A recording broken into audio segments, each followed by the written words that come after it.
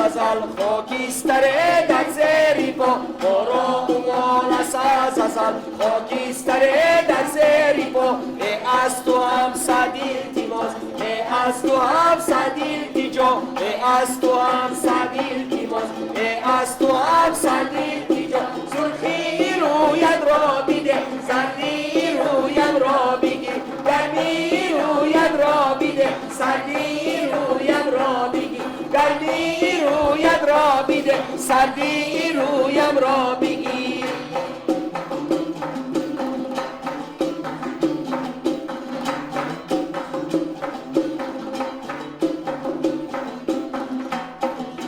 سوقاتی آتش بردن آتش پرستان از کجا سوقاتی آتش بردن آتش پرستان از کجا ای از تو هم صد التماس ای از تو هم صد التجا ای از تو هم صد التماس ای از تو هم صد التجا سرخی رویم را بیده سردی رویم را بگی گرمی رویم را بیده سردی رویم را بگی گرمی رویم را بیده سردی رویم را بگی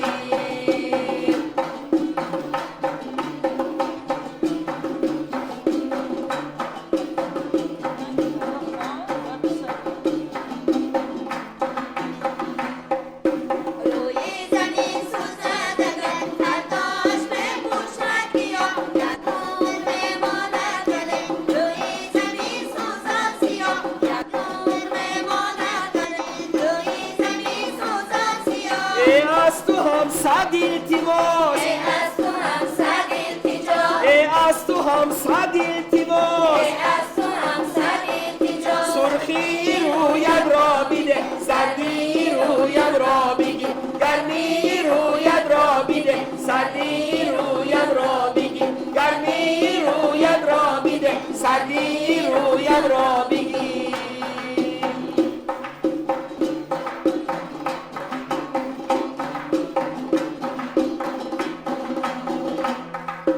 با پایت آتش را مکش از دنیا آتش کشی ما در بین مردم لاجرم زیاد سینه کوکونا در بین مردم لاجرم زیاد سینه کوکونا ای از تو هم صد التماس ای از تو هم صد التجا ای از تو هم صد التماس ای از تو هم صد التجا سرخی رویت را بیده سردی رویم را بگی گرمی رویت را بیده سردی رویم را بگی گرمی رویت را بیده سردی رویم را بگی گرمی رویت را بیده سردی رویم را بگی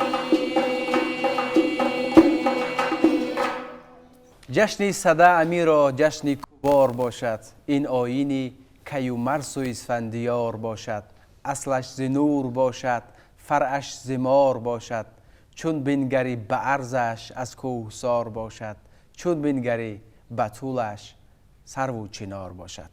درود دوستانی عزیز، همین مصرع ها را در زمان خویش منوچهر دامغانی گفته بود و ابوالقاسم فردوسی نیز در وصف جشن صده داستان‌های زیاد دارد و این جشن را به هوشنگ مربوط می‌داند، زمانی که هوشنگ آتش را اختراع کرد. و همچنین در نوروزنامه عمر خیام نیز در وصف جشن صده حرف زیاد گفته شده است، چنان که میگوید وقتی که افریدون ضحاک را از میان برد آن را جشن صده نام نهاد و مردمان این را پذیرفتند. و دوستانی عزیز، در برنامه امروزه گنجور ما اطراف جشن صده و همچنین درباره یک انسمبل مشهور، انسمبل شناخته، انسمبل فولکلوری اتنوگرافی قرطاق ناحیه ترزاده حرف خواهیم زد که امروز برنامه ما را با یک ترانه جذاب و دلنشین آغاز بخشیدند و من جشن صده را به کل شما مبارک میگویم و امیدوار هستم که در این جشن صده آتش خاندان شما را پر نور کرده است و گرمی آتش در خاندان شما همیشه فروزان است. و عموما ما درباره جشن صده خواهیم گفت چون یکی از گنجینه های فرهنگ قدیمه مردم تاجیک است که خوشبختانه در زمان استقلال همین جشن دوباره احیا گردید با ابتکار پیشوای ملت و امروز در میان مردم تاجیک اکنون این جشن بزرگ تجلیل کرده می شود با یک شکوه و شهامتی خاصه. خب اندیشه های شما اطراف این و شما که یک نفر ایجادکار هستید فکر می کنم که خب همین شکوه، همین شهامت، همین جشن شما را نیز به تحریک آورد و شعرهای زیادی در این در باره این جشن گفته هستید. جشنی صدا آمد از نیاگان با غیرت پیشوای دوران، احیا شده از 1000 ساله در ملک عزیز تاجیکستان. از دور هوشنگ و از کیومرث آمد به نوای شادمانی، گرمی دلی 1000 عصر است، گرمی دلی 1000 عصر است، خورشید صفات و جاویدانی. و واقعا هم با ابتکار اساسگذار صلح و وحدت ملی، پیشوای ملت، پیشوای معظم ملت محترم ولی رحمان، بسیار آن همون جشن‌هایی که قریب از بین رفته بودند، جشن‌هایی که از نیاگان ما بودند و برای تمدن، برای همچون یک سرچشمه همین تمدن ها از آنها سرچشمه میگیرید. باز خوشبختانه البته امروز روی کار آمد و امروز همگان جشن میگیرند و نگفته نماند جشنی صدا که این یکی از جشن هایی می باشد که واقعا هم یک کشفیات های بود که در اساس کشفیات ها همین جشن ها پیدا شده است. البته هم جغرافی است، هم یک جشنی هست که کشفیات های زیاد شده است و چنانه که ما میدانیم در شاهنامه بیزوال استاد فردوسی بسیار هم درباره بخصوص جشن صدا بسیار هم خوب تفسیر آن را گفتند و گفته است که واقعا هم زی هوشنگ ماند این صدا یادگار و سباد او چون او دیگر شهریار. و نگفته نماند که انا همون روایتی که هوشنگ با درباریانش نبیره کیومرث وقتی که به صحرا می رفتن و هم ببینند که یک مار سیاهی درازی از نزد آنها میبره و به هجوم میگذارد و یک سنگ کلانی را گفته به سوی آن مار میپرتاید هوشنگ و این سنگ به سنگ دیگر برخورده آتش و این آتش که زیدی گفته یعنی آتش کش می شود و بعدا از هوشنگ یعنی باز از سنگ آهن جدا کردن، آهن سازی و از پوست لباس که تا اون وقت لباس نمی دوختند با هر چیز خود می پوشوندن، این را بعد کشاورزی به کشاورزی اساس می گذارد و نگفتن نماند که اولین شخصی که همون تاجی پاچایی به سر نهاده بود کیومرث و اون نیز یعنی خانه سازی تا به ما مونده است. یعنی خیلی که در داستان بیزوالی استاد شاهنامه فردوسی گفته شده است کیومرث در جهان شد کد خدای، نخستین به کوه اندرون ساخت جای. و ببینید که حتی تا گردش سیاره ها مثال از روی یعنی کشفیات شبی درازترین شبی یلدا، کشفیات برابری شب و روز، کشفیاتی که طبیعت زنده شدنش و همین جشن ها مثل جشن مهرگان و جشن نوروز و همین ها یک بسیار هم ریشه های حتی علمی دارند، کشفیات های بسیار هم واقعی دارند. تشکر، خسته نباشید. و گروهی فولکلوری اتنوگرافی قرطاق نیز یکی از گروه های مشهور است که برای احیا کردن همین گنجینه های قدیمه تاجیک تلاش میکنند و یک گنجوری هست که در آن همین فرهنگ قدیمه تاجیک، فولکلوری تاجیک نهفته است و احسن به شما نیز میگوییم که در یک زمان جهانی شوی، در یک جهان برخورد تمدن ها همین گونه گنجینه های قدیمه تاجیک را حفظ میکنید، پیدا میکنید، جستجو میکنید و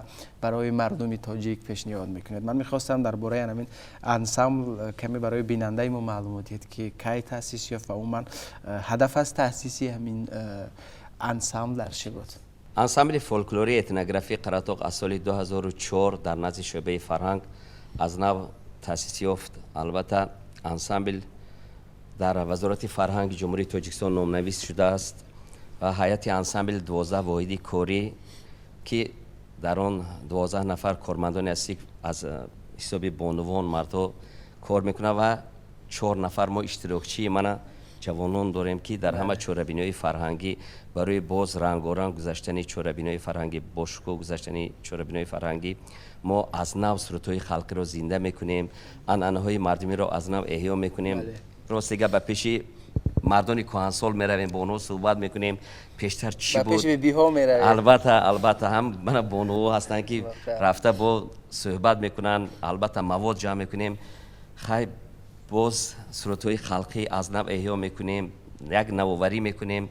راست دیگه عنعنه‌های مردمی رو از نو زنده کرده در چهاربینای فرهنگی پیشکش تماشابینان میگردانیم. البته چندین بار در فستیوال و آزمون‌ها اشتراک کردیم. همه کارمندان انسامبل فولکلور قریب با نشان علوچی فرهنگ جمهوری تاجیکستان سرفراز گردیدند. چندین سپاسنامه افتخارنامه از طرف وزارت فرهنگ جمهوری تاجیکستان از طرف مقامات اجرایی حاکمیت دولت شهر تورزاده سرفراز گردیدند. خب مقصد ما باید به گذشت امروز در جوانان پیشنهاد کنیم گذشتگان ما چی عنعنه ها داشتند، چی مثال از ما امروز به جوانان آموزیم آینده دوام دهنده کاری ما انمی جوانان باشه، آینده انمی عنعنه های مردم ما رو زنده کنند. مثال در قراتاق مردم قراتاق پیشتر باز من مثال با انمین ابر قراتاق میگفتن، آدرس قراتاق میگفتن، رومالی چهارگل میگفتن، توقی های خیلی زیبا، توقی های قراتاق مثال کلولگری و حلوا و پزی و انمی چیزا که مثال یک موضع هنری بود. البته یک هنرهای مردمی در اونجا بسیارند و راسته های هنرمندان نیز بود نه؟ بله البته بودند. برای همین ما بسیارتر همین کوشش می‌نماییم که انمون عنعنه‌ای که اصلا امروز قریب از یاد رفته است و مثال پس پرده مانده است، ما آنها را از نو احیا گردانیم و پیشکش تماشابینان گردانیم. مردم ما امروز جوانان ما نسل نورس ما امروز به قدر همین چیزها رسد داند که گذشتگان ما چه عنعنه‌های بای و رنگین داشتند. واقعا در همین عنعنه‌ها، در عادت‌ها، در رسم و رسوم مردم تاجیک فلسفه خاصی نهفته بود که هر کار، هر آیین، هر رسم یک فلسفه داشت، هر یک مثلا مضمونی خاصه داشت که امروز فکر میکنم که آموزش عمیق‌تر میباید و احسن به شما که همین چیزها رو زنده نگه می‌دارید و فکر میکنم که این گونه کارهایی که شما میکنید، آن ترانه هایی که شما زنده نگه می‌دارید خیلی مقبول هستند و مردم نیز خوب قبول میکنند چون از مردم است و به دل مردم زود راه می‌یابد. خب ایده است که بود ایده تاسیس همین انسامبل و من در هنگامی تاسیس دادن چی کارها انجام دادید، چگونه هنرمندان رو پیدا نمودید، از کجاها جستجو کردید؟ راست دیگه این انسامبل از سال 1987 مثال دوری شوروی بود وجود داشت. من اگر خوب باشد از دهان اکوی خوش محمد من خب مرمدی فرمایید. انسامبل قراتاق اولین بار وقتی که تشکیل شد ما جمع کردیم آدمایمون. در اینجا کنانسالا پیرانسالا بسیار بودن، او را جمع کردیم گرفته آورده تشکیل کردیم.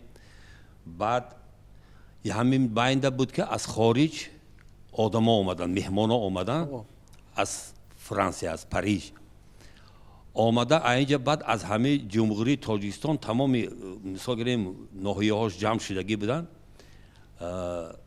از بین همینا بعد جدا کرده گرفتن. اینجا همراه ما اپای گلچهره صادق ها بودن، منی شادروان، استاد حق نظر کبود بودن، گلغوری سرا. خیلی جمع کردیم. بعد رفتیم ما به خارج، رفتیم از همین ایتالیا از همونجا سر کردیم همین خیلی به پاریس به همین تا آمده، از شویتساریا با برگشتیم آمدیم. انسامبل همونجا بعد نام قراتاق مانده بودیم. با نام قراتاق همونجا ما گذاشتیم، با همین نام ما رفتیم آمدیم. بسیار شروع قبول میکردن، بسیار سوال و جوابا میکردیم در اونجا. چه سرودها اجرا میکردید اون وقت؟ سرودها اونجا در اجرا میکردیم. خیلی اپای گلچهره نمونهش رو برای ما پیش اپای گلچهره اونجا در سرودهای مثال گریم فلکیش میخوند. استاد شادروان حق نظر کبود و گرغولی داستان بود، گرغولی میخواند. بعد اونجا ما یک صحنه‌چه همین داماد و عروسی تشکیل کرده بودیم. در اونجا برآمد میکردیم، خودی من هم اونجا در خاکم سرود میخواندیم، برآمد میکردیم با همین سرود جان داده رکن میرفت همون خیل بعد می آمدن در اونجا جان دادرک هم گفتم در وقتی صحنه برآمد کردند اونجا با یک زیاده قدم آوا بودن زیاده قدم آوا بود اون کس وی عروس بازی میکرد من داماده هر دومان در اونجا وی آدمی آمد من عیسی می برآمدم و میدیدم آشوب میشدیم بعد از قفا این نوکرایی که بودن من کافته که گجا شد گفتم می آمدن که میدیدن که من همونجا ده هستم و میگفت که جان دادرکم با دل و جان دادرکم گفتم سر بکرم انا صندوقچه یک صحنه تئاتری بود یک صحنه عجایبات بود بعد من در اونجا در جواب اینا میگفتم که عاشق شدم به دختری سرکاکل هر کاکلی او در نظرم دسته گل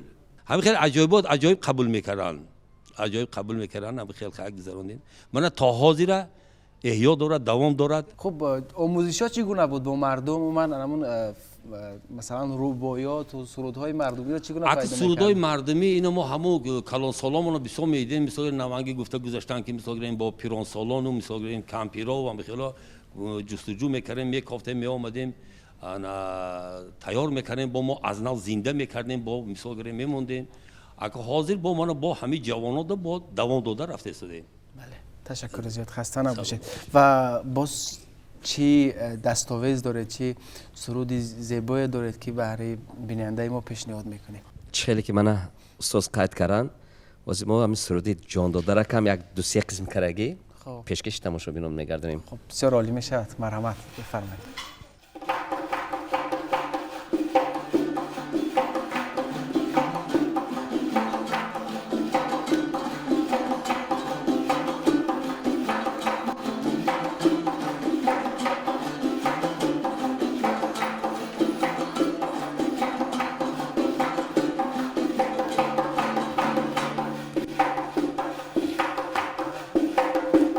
جان دادرکم دل و جان دادرکم جان دادرکم دل و جان دادرکم صدق چیسی بیزرگران دادرکم صدق چیسی بیزرگران دادرکم بله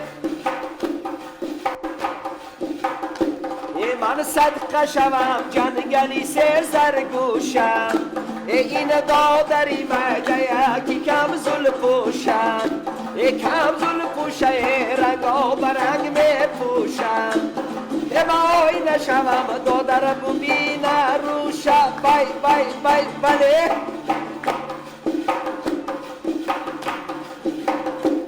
جان دادرکم دل و جان دادرکم جان دادرکم دل و جان دادرکم صدق چیسی بیزرگران دادرکم صدق چیسی بیزرگران دادرکم بله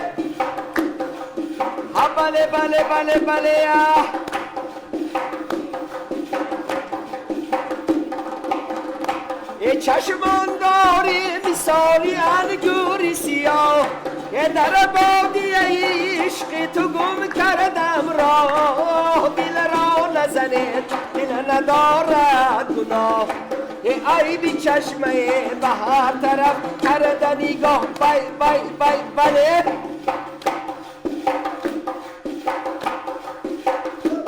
جان دادرکم دل و جان دادرکم جان دادرکم دل و جان دادرکم صدق چیسی بیزرگران دادرکم صدق چیسی بیزرگران دادرکم صدق چیسی بیزرگران دادرکم بله